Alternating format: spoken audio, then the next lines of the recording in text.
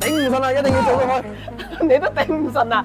好多香港澳門嘅車主同你一樣啊，都係頂唔順，一定要做埋嗰個隔音啊！特別係 Vios Alpha 個車主啊，我帶你睇睇點解一定要做到。同你聽聲，呢個係門係未做嘅。